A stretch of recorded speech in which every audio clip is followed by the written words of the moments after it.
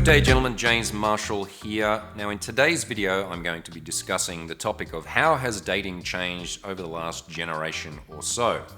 Has it indeed become much more difficult, especially for men? And if so, what are some of the strategies that we can intelligently apply to make sure that we stay ahead of the game and are still sexually relevant in today's dating landscape?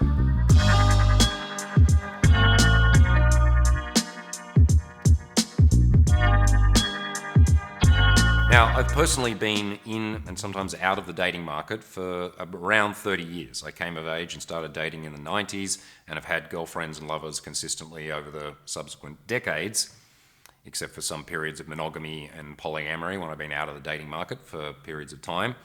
But I've been in amongst this, and of course, in my professional capacity as a dating coach, I've been coaching literally thousands of men over these past 20 years at least, in strategies that work and ways that they can effectively get partners into their life. And so I've had a unique position to see the changes on the ground and at broad scopes over the last couple of decades, and can see that yes, indeed, there have been changes to the dating landscape. And the short answer to is it more difficult than it ever was? Well, for men, absolutely yes. There are a whole bunch of demographic, economic, technological changes that have occurred in this last generation or so that have vastly altered the landscape in which couples find each other and end up in any type of relationship. So as a man who is single and out there looking in this year of our Lord 2024, it is important that we understand how things have shifted, but on the other side, it's important that we don't become nihilistic or demoralized by this and come to the conclusion that it's just not worth it and we're just going to bow out. Now, that is an option, but it's certainly not the preferred one. And if we want to stay relevant in today's dating landscape, then we're going to need to be aware of these changes and adjust accordingly. So how has the dating landscape changed since, let's say, the 90s? I'm not talking necessarily about way back in the day in the 50s or the 1900s when, yes, dating was a very different prospect. The very concept of dating itself is a pretty modern phenomena outside of aristocracies who would be courting their ladies. Most people didn't really go on protracted dating periods in their life in order to test out different partners and eventually couple up with somebody.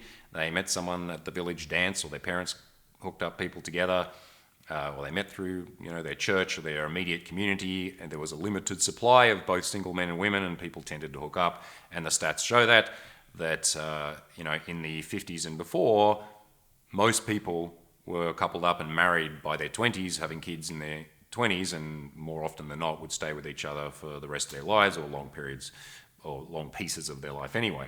We all know that this is no longer the case, that you're very unlikely to marry your childhood or village sweetheart, and that the reality of being a single person is that you're going to date sequentially. You're going to meet various people over your life, have smaller or longer relationships, and possibly later on down the line settle down with somebody to create a family or whatever it is you wish to do in the long term. So if we look at things more from the recent history of the 90s, which is an era where so many things were similar to the way things are today. We had similar levels of economic growth, similar sociological attitudes about dating.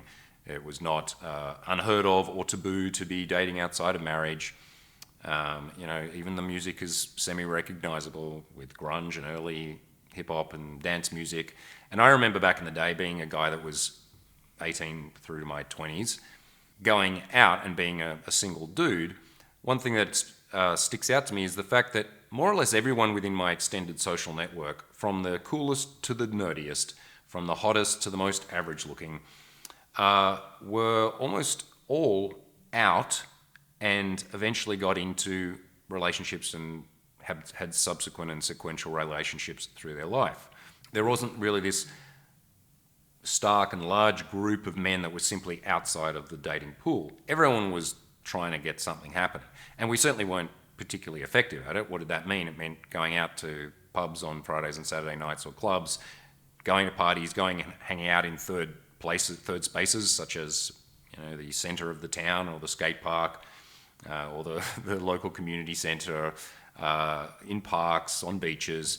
Like, people were out because what was the alternative? Stay at home and read a book, or watch a VHS of RoboCop 2. I mean, I certainly did that all as well, but it was pretty boring to be at home. And most of the activity that you had the possibility of engaging with was in real life with other people, and there was not all of these other kind of digital distractions and options out there, and so you just went out and gave it a crack. And as a result, usually ineffectually and slowly, but it happened, men figured out how to go and meet women and fumblingly or bumblingly or one way or another end up asking them out or hooking up with them and then finding themselves in a relationship the next morning going, yeah, it's my girlfriend, and then getting on with life. However, these days, if we look at broad scope statistics, things have changed drastically. So the two major areas really that have changed in the last generation have been the ways that people meet their significant others and the broad scope number of people that are actually in the dating market at all. Right, so we're talking about the single population, but not all of the single population is actively dating, and the ways that those partners are hooking up has drastically changed in the last 20, 30 years. So first, if we look at the ways that people have hooked up. Now, I've done a bunch of research in all sorts of statistics, and there is quite large variation on the numbers, so we can keep these as ballpark figures. They're not necessarily exact, but they give you a pretty good general idea. In general, in the good old days, back in the 90s, while you were listening to Pearl Jam, couples would meet, around 40% of them, through their friendship networks, right? So through their immediate and extended social circles, a large chunk. And then the rest would tend to meet through community events, church, believe it or not. I mean, not where I came from, but certainly in plenty of places, bars and restaurants, and with co-workers.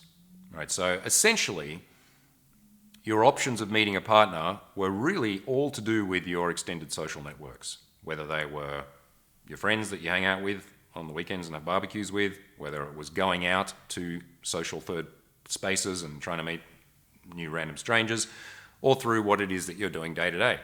Going to church, walking the dog, going to work, being involved in community events, and that was pretty much it. Those were your only options. Okay, so were there kind of random matchmaking services and, those kitschy 80s and 90s video dating profiles? Yeah, that kind of stuff existed as micro portions or the back page of Craigslist ads or whatever.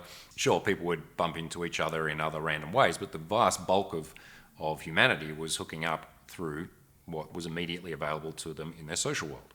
Fast forward today, how has that demographic shift changed? Well, of the big major change, which surprise, surprise, we're all aware of, is the advent of the digital age, of the internet and of internet dating. I was an early internet dating experimenter back when in the late 90s, early 2000s, when the first dating websites came out. Back then it was kind of a taboo. If anyone met online, it was usually the weird goths or people didn't speak about it. It was not a done thing, and it was a tiny percentage of hookups or relationships that would happen out of those early fairly clunky dating sites where I remember writing long reams, long emails over and over again with long exchanges with people that usually flaked because no one, and then if you did meet someone, it was often a bit disappointing because no one was uploading photos, or if they were grainy, scanned copies of their photos from 10 years ago and so on. And so the online dating world was just really a tiny niche. These days, somewhere around 20 to 40% of couples meet online. Okay, so it's generally more for the younger crowd, less for the older crowd, but somewhere around the 20 to 40% of people are meeting online. However, the number of real relationships that are coming out of that is much smaller, and there is a massive disparity between the genders, which we'll get into shortly. Now, the rest of the folks out there are still meeting more or less through traditional means, that is, through their extended social networks and friendship circles, through their work, through their church, through their community events, and going out to various events. But the number of people that have met that way has halved in the last 20, 30 years. So instead of the bulk of people meeting through friends or friends of friends, their extended social network, now that's being flipped to a lot of that's now online. Those other traditional or previously accepted ways to meet are still in existence, but there are way less people meeting through those mediums. So that gives a broad scope on the ways that people are meeting their partners, but just as importantly, if not more importantly to understand, is the number of total people that are in the dating pool at all. Because if we have our pie of 100% of singles who are out there trying to get in relationships and they're actively doing that, they're doing that through these one of 5 possible ways. You also have a large group that are just not in the game at all anymore. And that group has massively increased over the last 30 years. The percentage, and particularly of men who are now completely outside of the dating market, has doubled. 60% of men are currently single and 30% of women. Interesting statistic. Over 30% of men around the age of 30 haven't had sex in the last year. So there's this broad group now, somewhere around the 50+% of men who are consistently or chronically single. Now, they may come in and out of the dating pool for periods of time. It may not mean that they're completely celibate. They might get a date now and then. They might get lucky. They might have a relationship for 6 months. But overall, if we're looking at everyone that's at any given time trying to hook up, then somewhere around 50+% of men are just not in the game at all. Interestingly, on the female side, it's only around 30% of women, especially young women, that are single. And when you first look at that stat, you're like, well, how does that add up? Because how is it that there are twice as many women dating as there are men? Well, the answer to that is that women are therefore dating outside of their age range. It means possibly they're dating older, more established men. And that there are certain men out there who are hoarding or monopolizing more than one woman. So a woman may be perceiving that she is dating a guy, but he also might be dating 2 or 3 other ladies. This might be unknowingly or knowingly. She might be part of something where she is actively dating someone in a casual way, but that she considers that to be dating, and she has taken herself out of the broad scope dating pool.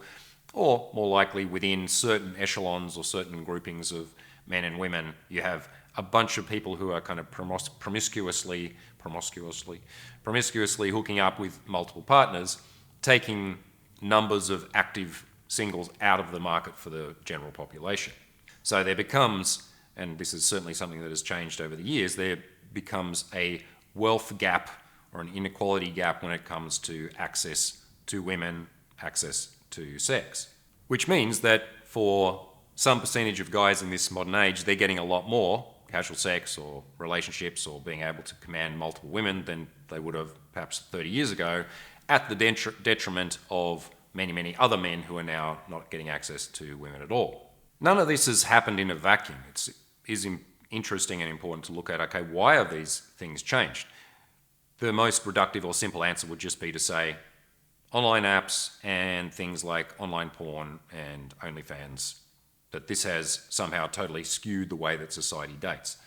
Now, I'd say that there is some truth to that, for sure, in the sense that, okay, way more people are meeting online. This has become an accepted way to meet people, which is in conjunction with the fact that people are spending less time in social groupings.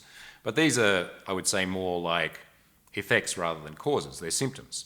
Symptoms of broader changes that have happened in our lifestyles in the last generation. So what has changed? Well, economically, men are worse off than they were in previous generations. Women are graduating from college at higher rates than men.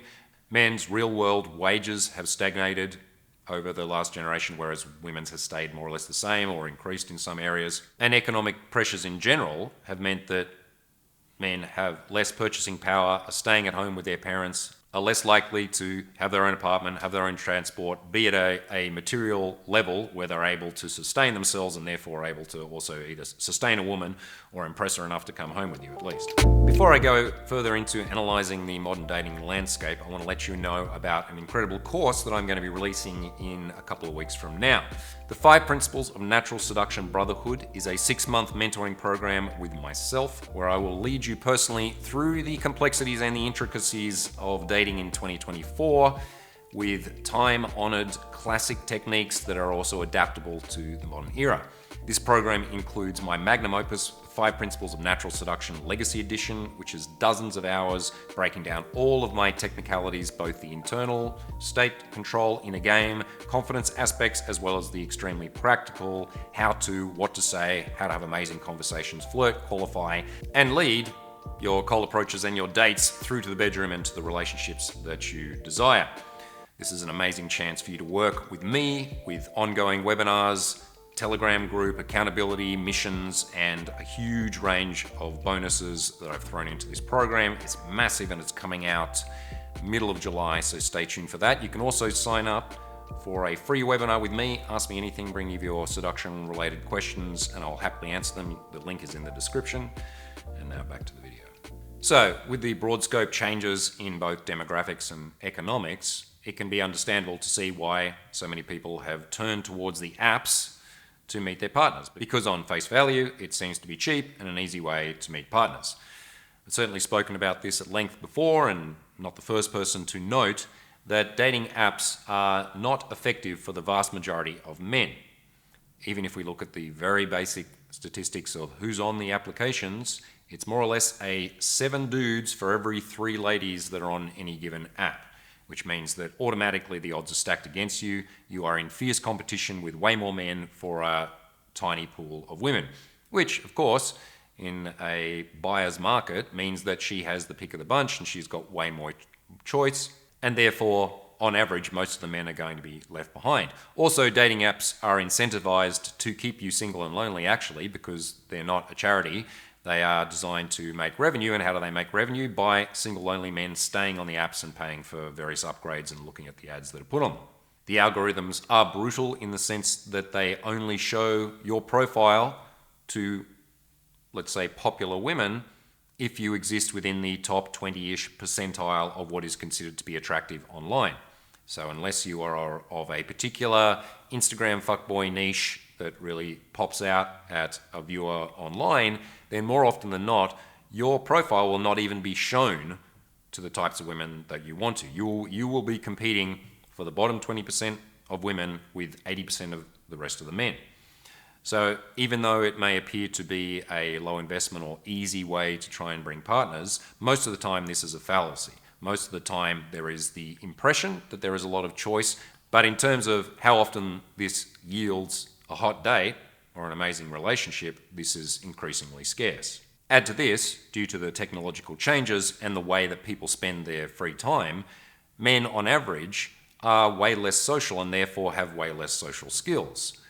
Back in the day, there was only small niches of guys that would really be considered nerds, the guys that were, playing Dungeons and Dragons in their parents' basement and were totally out of the dating pool. Now, huge swathes of men spend their spare time playing video games, watching porn, interacting with online communities in various ways, and comment sections and Reddit posts and chat rooms and on streams and so on, and are therefore burning their potential social time in pursuits that are essentially not social or only give the impression of being social by having some kind of digital communication with somebody. This means the guys are not in the situation like I was back in the 90s, where if you didn't want to be just bored shitless, you had to go out and interact with humans. Now we have the luxury and the double-edged sword of being able to not really interact with humans at all and still be entertained, still be stimulated, still not find ourselves sitting in absolute boredom, but at the cost of creating larger and larger disconnection with our communities and with people around us. The ways that we can stimulate and distract ourselves have now become infinite and endless. There is an endless amount of online pornography or gaming or YouTube videos or stimulation where we can funnel all of our social and free time into, which easily leads to long periods, weeks, months, years, and sometimes a lifetime of a man's time on the planet, and especially his young and single time, being eaten up in ways that in no way assist him in his social goals. Back in the day, even if we went out, 2 nights a week over a month and had a half a dozen not great conversations with women, or chatted to some dudes at the bar, or got involved in a party, or had a dance or whatever, even though we weren't slaying it with the ladies, we were interacting, and it meant that eventually someone would hook up with someone. And there were all of these correlating benefits. We were learning to be confident in general, to be social, to be able to have conversations with different types of people, to be able to face the inevitable awkwardness that is involved when strangers meet, to be able to step outside of our comfort zones so that we increasingly found ourselves more at ease in more different types of environments with more different types of people.